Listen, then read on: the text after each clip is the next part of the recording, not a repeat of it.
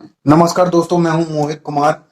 Current affairs and GK की इस नई पहल में आपका एक बार फिर से स्वागत है। दोस्तों, इस नई पहल का हमारा उद्देश्य है विद्यार्थियों को बेहतर से बेहतर प्रश्न मुहैया कराए जाएं, जिससे कि वो आगे आने वाले अपने एग्जाम में बेहतर से बेहतर परफॉर्मेंस कर पाए। दोस्तों, इस नई पहल को देखते हुए हम लोग पहला क्वेश्चन सॉल्व करेंगे। हाल ही में ओलंपिक स्वर्ण पदक विजेता बलबीर सिंह सीनियर का निधन हो गया। वे किस खेल से संबंधित थे, पूछा गया है। क्रिकेट, फुटबॉल, हॉकी, निशानेबाजी। तो जो बलबीर सिंह सीनियर हैं, वैसे इनका नाम बलबीर सिंह दोसांझ है, क्योंकि लगातार बलबीर नाम से कई हॉकी खिलाड़ी जो कि भारतीय टीम में आए, तो इस वजह से उनको बलबीर सिंह सीनियर बोला जाने लगा। 1948 में उन्होंने लंदन ओलंपिक में स्वर्ण पदक जीता, जब वो एक कप्तान के रूप में थे। फिर 1952 में जब वो एक एक उप कप्तान के रूप में थे। 1956 में भी उन्होंने लगातार 3 बार स्वर्ण पदक जीता। और बलबीर सिंह की आत्मकथा है द गोल्डन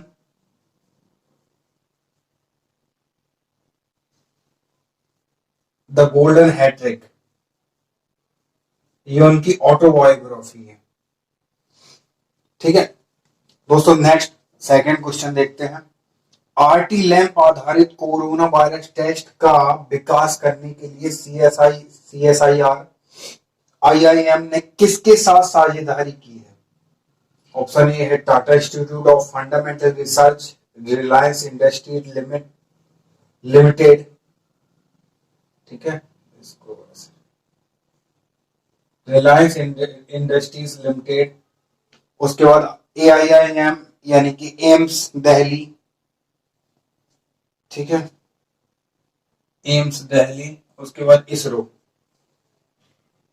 तो जो आरटी लैंप है, ये एक कोरोना वायरस का एक परीक्षण है। ठीक है,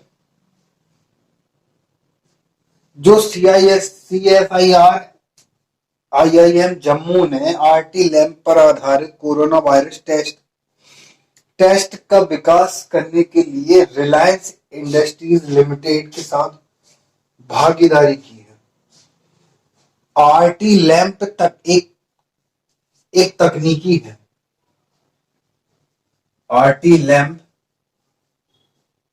एक तकनीकी है और इसका पूरा नाम है ट्रांस इसका पूरा नाम है reverse transcriptase loop. Reverse transcriptase loop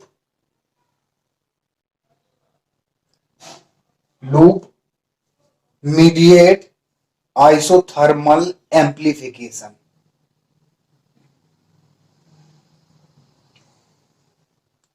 जो आरटी लैंप है एक तकनीकी है ये, और ये न्यूक्लिक एसिड पर आधारित है। रोगियों के नाक व गले के स्वैब सैंपल का इस्तेमाल करके, नाक व गले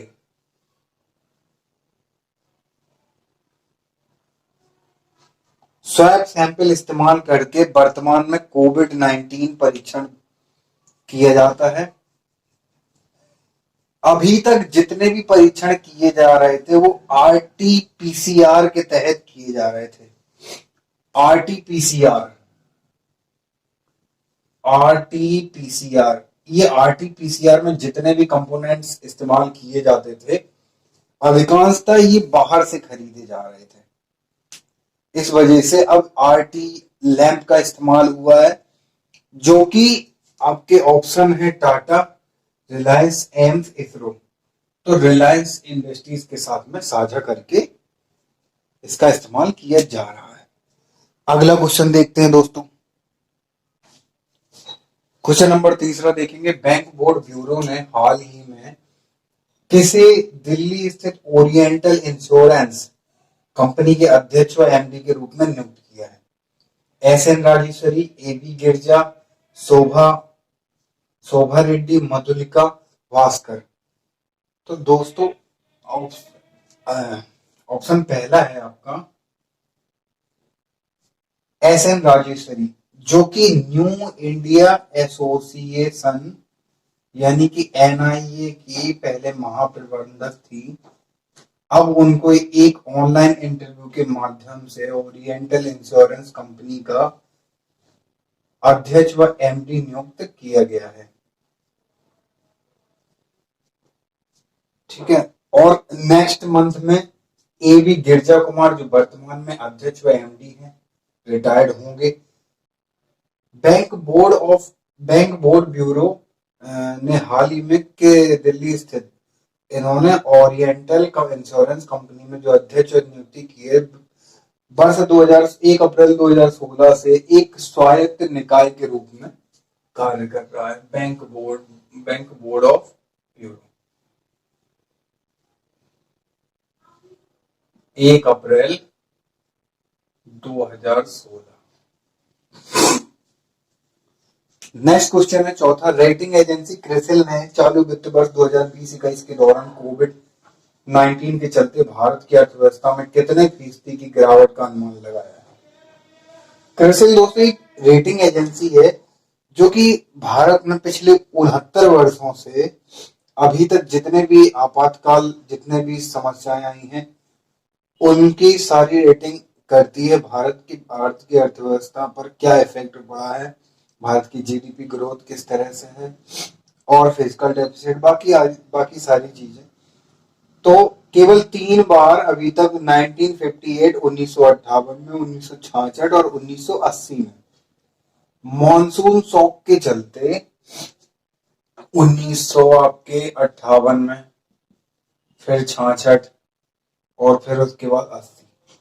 तो मॉनसून शॉक के चलते इस समय कृषि आधारित अर्थव्यवस्था में मंदी का सामना करना पड़ा, जिससे कि भारत की रेटिंग कम हुई। लेकिन ये मंदी जो है वो गैर कृषि आधारित क्षेत्रों पर है। सरकार का जो 20 लाख करोड़ का आर्थिक पैकेज है, 20 लाख करोड़ का, वो कहीं ना कहीं भारत के निजी व्यवसाय, भारत के हर चीज में, कृषि क्षेत्र में मदद करेगा। दोस्तों नेक्स्ट क्वेश्चन देखते हैं। हाल ही में किस राज्य सरकार ने, इसका आपका करेक्ट आंसर है 5%। क्रिसिल ने 5% अर्थव्यवस्था में गिरावट का अनुमान लगाया है। हाल ही में किस राज्य ने खेलों को उद्योग का दर्जा दिया है? असम, मिजोरम, तमिलनाडु, गुजरात। मिजोरम सरकार ने दोस्तों खेलों को उद्योग का दर्जा दिया है। खेलों को उद्योग का दर्जा देने का मतलब है कि इससे जो प्रमोटर होंगे, जो निवेशक होंगे, उनको भी फायदा होगा। अंततः खिलाड़ियों को इससे, यानी कि खेल को उद्योग में निवेश करके इकोनॉमी को भी बेहतर बनाना और खेल को भी प्रमोट करना, इसीलिए असम मिजोरम सरकार ने इस तरह का एक डिसीजन लिया। दोस्तों नेक्स्ट क्वेश्चन देखते हैं हम लोग। क्वेश्चन नंबर 6 को देखते हैं दोस्तों। मेविन एक अंतरिक्ष यान का संबंध किस अंतरिक्ष एजेंसी से है? ISRO, JAXA, NASA, CNS. Maven का संबंध नासा से है।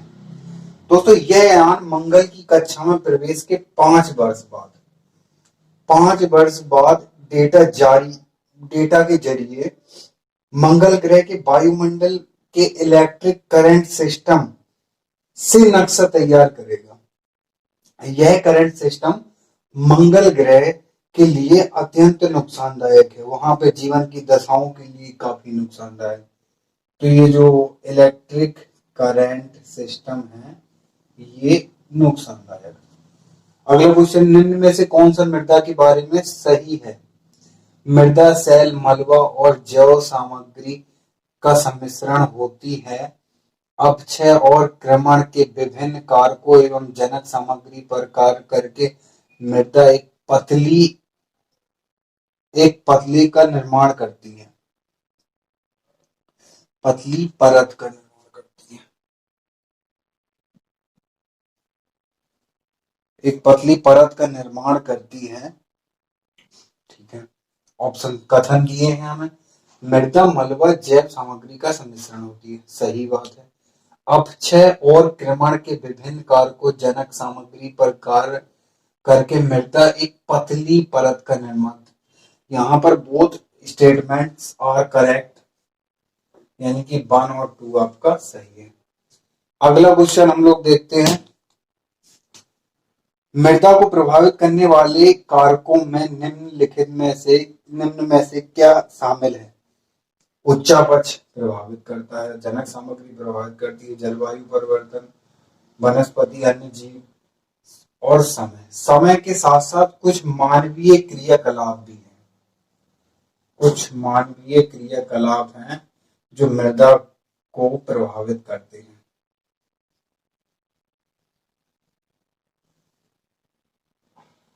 ठीक है, तो यहां पर आपका ऑप्शन हो जाएगा सभी। नेक्स्ट क्वेश्चन देखते हैं दोस्तों। क्वेश्चन नंबर 9 देखते हैं। क्वेश्चन नंबर 9 में पूछा गया बताया गया है क्वेश्चन में, मृदा के का संस्तर। देखो मृदा के 3 संस्तर होते हैं, का, खा, गा। तो यहाँ पर का संस्तर की बात हो रही है। तो का संस्तर के संबंध में निम्नलिखित में से कौन सा कथन सत्य नहीं है? क्वेश्चन को सही से पढ़ना है हमें, उसके बाद उसके कथन देखना है। पूछा गया है सत्य नहीं है या क्या सत्य है, मतलब क्या गलत है, क्या असत्य है। इन चीजों में बहुत कंफ्यूजन होता है, इस तरह से क्वेश्चन गलत हो जाते हैं। तो हम लोग कथन पहला देखते हैं। मृदा का सबसे ऊपरी खंड है, सही है। पहले का होता है, फिर खा होता है, फिर गा। तो का संस्तर ऊपरी है, तो आपका ये सही है। तो यहाँ सत्य नहीं की बात हो रही है, तो ये सही है। इसका मतलब ये ऑप्शन आपका आंसर नहीं होगा। यहाँ पौधों की वृद्धि अनिवार्य पदार्थ का खनिज पदार्थ, पोषक तत्व तथा जल से संयोग नहीं होता है।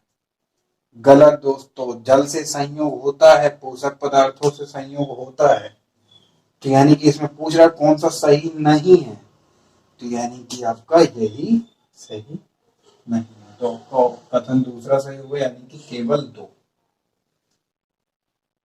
ठीक है,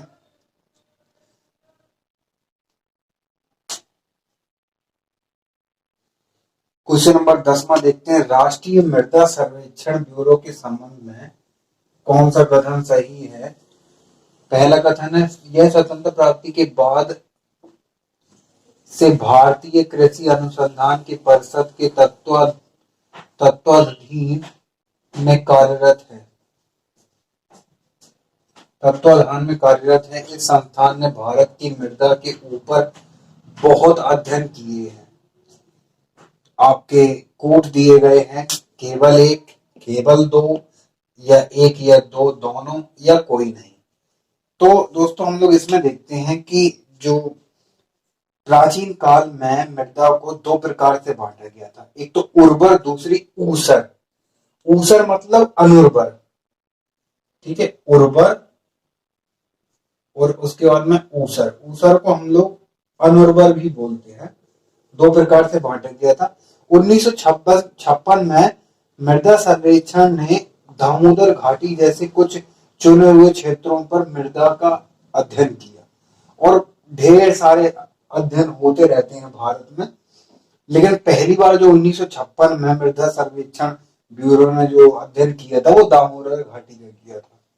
तो इस हिसाब से दोनों कथन, कथन 1 व 2 दोनों आपके सही कथन है।